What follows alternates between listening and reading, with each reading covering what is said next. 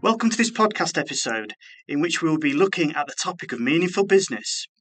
My name is Dr Alex Altersky from the School of Business and Society at the University of York. A warm welcome to my guest, Dr Bob Townley, Senior Lecturer in Work, Management and Organisations in the School of Business and Society at the University of York. Firstly, Bob, thanks for being here. Can you introduce yourself and tell us a little bit about what the idea of meaningful business means to you? Yeah, thanks very much, Alex. Thank you very much for asking me to do this. I've always been very interested in meaningful business, I suppose, in the same way as I've been interested in what is a meaningful life. And I think ever since, I'm an academic in terms of introducing myself. I'm an academic now, although I've had a long kind of career doing other things. Yes, you said I work for the School for Business and Society, but I started thinking about meaningful business. I think I started working in my working life when I was 17. I kind of left school really with no qualifications to speak of. I was working for a sports shoe company in London. I was kind of really interested in the way that they ran their business. It was kind of run by these three youngish kind of guys, entrepreneurs. They started this sports shoe company in the days of kind of when running, jogging, the London Marathon. I mean, it was that kind of era. And they started this small business. There were 5 different shops in the end. But yeah, it was always interesting the way they ran their business. And it was it was the year of Thatcher. It was the year of In Search of Excellence. I remember every manager in that sports shoe company being given the copy of the Peters and Waterman book, In Search of Excellence. So it's kind of this idea, there was this kind of idea about how a business should be run, and I was kind of thinking about from my own perspective how I thought the world should run and the world should work, and how I felt a business should be run. So I was always very interested in it, and then I went on to after that job, I went on to work for a range of political organisations and activist organisations in London, and I was a van driver, and I was working for like a network of worker cooperative printers in North London, and I was kind of fascinated by the worker cooperative idea, and how people gave their kind of life and soul to the business really, and in the way that everything was kind of equally shared, and it was so much at odds with what was going on kind of economically and politically at the time. And I think, I felt a huge sense of belonging. I think in that job, when I had that job, I felt I was doing something meaningful. We were trying to change the world, and I kind of in a very small way, but it was meaningful, and it led me to I lost that job very sadly, and it was an impetus for me to go and get a degree. So I did an access course at a further education college, in which I think my final dissertation I did a project on workers cooperatives. So I thought, because I was just always interested in that idea. From the access course, I went on to a business studies degree at South Bank Polytechnic, as it was at the time. And in the final year, I was able to specialise, and I specialised in employment relations. And I had some wonderful teachers, and I think they just kind of taught me the purpose of business. What is a good business? What is it? How should it be run? What's a good organisation? What are good employment practices? It was the whole time we were talking about European Union legislation, the social charter, and all of those kind of things. So there's kind of real founding in what a good business should be, what a meaningful business should be. That led me to, I did a master's degree. I went on to do a master's degree then at the LSE in industrial relations. So I kind of continued that interest, and then I went on 25 years working, doing research, a lot of it with small businesses, and very small businesses and local communities and local economic development. And one of the first project I ever did was in Bethnal Green in East London, working with small business owners there, Bangladeshi-owned businesses in kind of garment manufacture and restaurant business, and the way they were kind of running their businesses was fascinating to me as well. So it's always been an interest, and it kind of led on to it led on to doing a PhD very late in my career, in which I kind of introduced the whole idea around psychoanalysis, which is something else I've always been very interested into how to run a business, how to lead a business, particularly how people respond to change, which very much connects to the meaning that the business and the organisation has for them in terms of that sense of loss that comes with change. So that's it really, and that's how I got into this kind of field of work, and then ended up being an academic, and here I am at the School for Business and Society. Thanks very much. Brilliant. So I'm aware of a project that you did with small businesses in the North Yorkshire region. Could you tell us a little bit about that and maybe how it links to meaningful business, please? Sure. So the project with small businesses in the North Yorkshire region it was commissioned by North Yorkshire County Council. It was one of a series of projects that they commissioned with the University of York, academics within our school and other departments, also people at York St John University as well, looking at kind of sort of emerging current issues within the local economy, within the region. For us, it was all about small businesses emerging from the COVID crisis and the COVID pandemic. And within that kind of network of stakeholders, it's about the business support network that kind of existed around that, how they were emerging from that, what support they were getting, what support they needed, what support they weren't getting. In terms of what we were particularly interested in, so it's myself, my colleagues, Dr. Jane Suter and Dr. Tina Kowalski, who both Jane and Tina have got a long background of research around mental health and businesses, particularly small businesses. Jane always makes that distinction. It's not about SMEs, it's about small businesses. And I think I've got that, I share that as well. A lot of the work I've done is being with small businesses. For me, an SME could be up to 250. It's a huge entity. So we're talking about, they were mainly firms with less than 50 staff, probably around 20 on average. All kinds of different organisations across the region. So the idea for us was to kind of, to get a sense of how had they been affected by COVID. But then it kind of led on to other kind of issues as well, which I'll probably talk about later. But for us, it's about how they've been affected by COVID, and it's really about what was the mental health impact on the staff and the owner manager, and how those kind of two things work together, and how the business support network in the region could help with that. Okay, brilliant. So, what are the key challenges that the organisations have had to deal with linked to this sort of these mental health challenges and wellbeing support? And also, I know that you are focusing on the small business angle as well. So, is there any particular nuances for that as well linked to that? Okay, yeah. In terms of the kind of challenges they've got to respond to and how that kind of particularly affects a smaller business. So in terms of meaningful business, I think we knew that COVID must have had a serious impact on small businesses. Particularly because of their nature, which is so much about survival, I think. And the fact they haven't got the kind of resources, obviously, and the kind of, the capacity that larger businesses have. So, we knew it must have had a serious impact on the business, but also a serious impact on their ability to kind of continue to provide meaningful work for their staff and for the owner managers themselves. I remember in our early discussions with the county council, they were talking a lot about growth. When we were talking about this project, I remember saying at some point, is it really about growth or is it about survival and sustainability? And that seemed to be the kind of thinking about taking it into a small business world, because I've worked for many small businesses myself. It's about survival. So, and that was really about put it in the terms of sustainability in that sense. This business, we came to it with an awareness, I suppose, these businesses had to survive COVID. What we found were that businesses had suffered what we call a triple whammy. I think if Brexit, COVID, and then the cost of living crisis. I think what was really interesting thinking about, reflecting back on this now, I think those businesses felt betrayed. I think they were very angry. There's a lot of anger. And I was looking back at the report the other day, what came out of it, what I remember at the time talking to people, it was the kind of the anger that people felt, how they'd been let down really by the state, but also by a lack of trust in all the kind of support services and the local authority and all the rest of it. They'd really kind of been left on their own. They'd been cut off through Brexit from markets, from customers, from their own premises. Some businesses had to move. Had a huge effect. So they were still reeling from Brexit.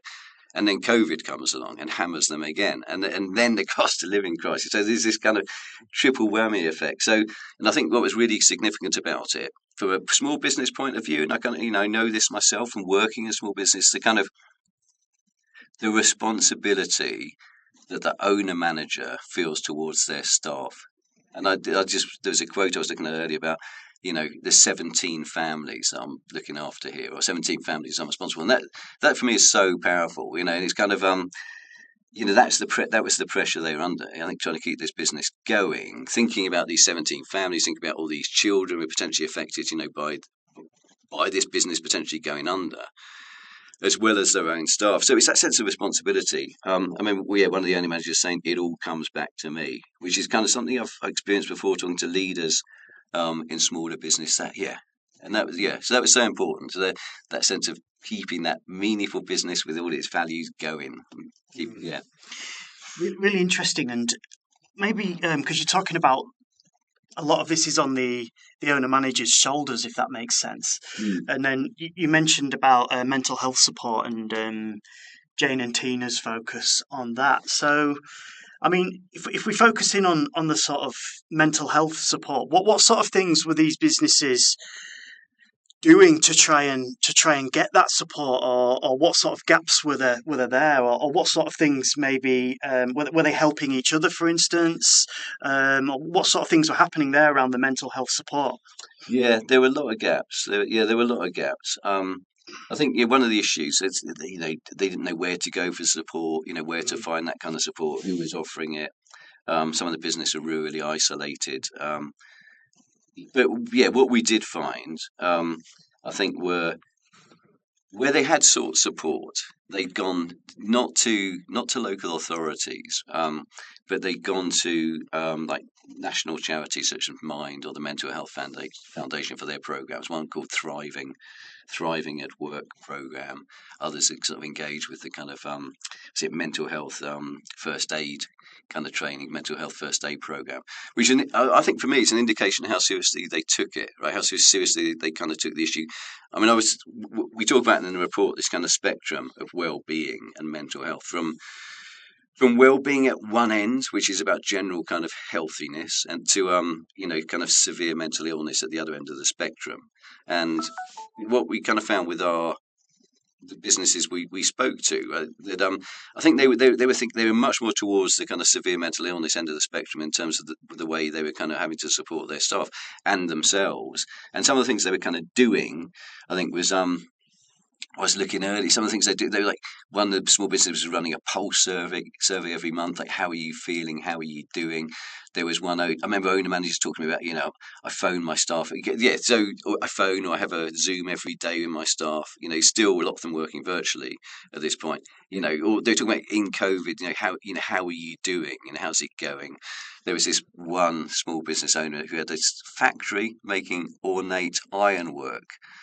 Amazing business, actually, somewhere in Yorkshire. I supplied all over Europe, like really ornate ironwork for kind of very kind of prestigious public buildings. And he, from this factory somewhere, in North Yorkshire. And he's saying, I get in every morning and I just go around and go into the factory and I just talk to everyone, each member of my staff, how are you doing? And I kind of look in their eyes and I can see if, somebody's struggling. And I have a deeper kind of conversation with them. So it's fascinating to see how they're handling this. And at the same time, though, it's kind of so much of the burden was on them. And I remember that particular owner manager, right, talking about the factory situation and saying, I'm not a psychologist, I'm not a psychiatrist, but I've sort of had to become one, for this situation. I've had to kind of learn the skills of, how to do that, how to recognize signs, people being in distress. What if they themselves are struggling? Quite, yeah. How do you do it when you are yourself struggling? And I think, and that's, incredibly difficult. And there was a sense of that. There really was a sense of that. I'm taking on all of this extra responsibility for my staff, but I'm struggling too. Yeah. Mm-hmm. And I think maybe interesting because maybe that's the biggest thing. Is the small business owners not asking for help. When they're really struggling, they're taking on too much of this burden. And I don't know how this connects. Right? I don't know how this connects in a way, but I'm kind of, I mean, one of the things that a couple of small businesses I spoke about was around suicide prevention. So very much at the hard end, and they of the kind of well-being spectrum, and they are the very serious end. And they'd had, a couple of them had, gone to training that had actually been provided within the region. Not necessarily small business training, but so that's how seriously they were taking it. And I kind of wonder whether it's an issue. What sort of things could you advise an organisation to do now? In terms of those businesses we spoke to as part of this study, I would say keep doing what you're doing, because there was this real kind of commitment to their business, commitment to the business values, commitment to sustaining their workforce. Keep doing what you're doing in one sense, but you need more support. I think, keep remembering why you did this in the first place. Keep that vision, keep that faith. Be true to yourself. I think these are the things that kind of, for me, distinguish a small business from other types of organisations. The person, the person or the people who set it up in the first place, they did it for a reason. They did it because they wanted to create something meaningful. So that's really important. I think it's also really important that maintaining that commitment to the staff and all the rest of it. So it's really important they kind of remember that and they kind of reflect back on that. And I think that sense of feeling part of a wider community is really, really important. You spoke about, you mentioned about seeking support from other small business owners, and many of the people we spoke to spoke about that. They also there's some sort of peripatetic business support agents who go around the region and kind of drop in and sort of visit. And there's not nearly enough of them. They do drop in and visit small businesses and have a chat, and they really welcome that. Somebody just come along, drop in, have a chat. So somebody doing to the small business owner what the small business owner is doing with their staff, just dropping in, how's it going? How are you doing? Just to be able to have a chat, allow that small business owner to kind of offload. And I know there's some work I did years ago in Denmark and in Ireland that which was around small business networks, small business kind of sharing networks that have been kind of set up locally. It's part of what's called the Plato program. It's a European funded program back in the day, in the 90s, early 2000s, where what small businesses really valued, particularly from a therapeutic point of view, was talking to other small business owners and being able to openly share their problems, share their issues, getting feedback from people their peer network, people they trusted.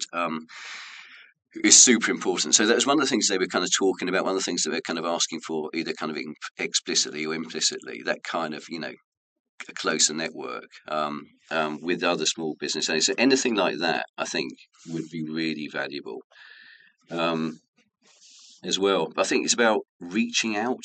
I think a lot of small businesses don't reach out because they don't believe there's any support out there, right? And obviously the whole issue of time and resources comes into that, but it's not reaching out because they don't believe it's there. And I think in this case it links back to that kind of lack of trust in the kind of state infrastructure. This hammering particularly this hammering they've taken, from Brexit in particular. I think they're really, really affected by that. Really angry. I was so surprised, people spoke about being traumatized, trauma. The word trauma came up several times. That's, interesting to me, or significant in terms of research that I've done around loss and change and trauma. But that term came up quite a lot around trauma. People talk about it being a nightmare and being so angry. This woman, this one business owner, she shouts at the radio. She said, "I'm so angry. I'm just so angry." She'd lost her whole premises. She had to start again. And the whole thing, she was a kind of fury. So it's about, I think there's a lack of trust there about business support services. So what they need to do, I think, is keep reaching out in the hope that there is stuff out there. It's just that they're not making the connections, or the connections not being made. But I think with any mental health issue, isn't it? I always say to people, just get all the help you can. Just get all the help you can. I think it applies as much to an organisation as it does to an individual. So keep reaching out. I think the national programmes are really important. I think the Thriving to Work, those models and those frameworks which have been set up nationally through Mind, through the Mental Health Foundation, for instance, are really very good in terms of thinking about all the kind of, what are the different issues, mental health issues you might need to deal with as an employer to start with. We also allow people to reflect on their own kind of mental health and, make it something that is recognised and acknowledged within the organisation. In terms of what going forward, which I think is part of your question in terms of, is it about what they need to do, how they support themselves? Yeah, I think what's really important here, and I think if I connect all of the kind of research that I've done in the past, my kind of life history, particularly the work I did with my PhD, looking at kind of, which is around loss and mourning. And I think there's been a trauma here. I think it's really important, these small businesses have been for the trauma of Brexit, of COVID, and they've suffered a lot of loss in all kinds of different ways. There needs to be, it seems a little bit far-fetched, maybe, but they need a sense to be able to process all of this loss. Right? There needs to be a sense of mourning. It might be enabled through these small business networks. And the interesting is what I found with those small business networks years ago in Denmark and in Ireland. a lot of really deep stuff is kind of going on there. You have business owners who felt very isolated, very alienated, couldn't talk to their staff, could talk to other small business owners. So I think that kind of small business network might enable a lot of things, and as well as this whole kind of working through and processing of the change, of the loss, of the trauma. I think would be really, really important. Thank you, Bob, for your incredibly valuable insights on meaningful business. The things you've been talking about are so important. I wish you the best of luck with all of your future plans investigating this area. Until next time.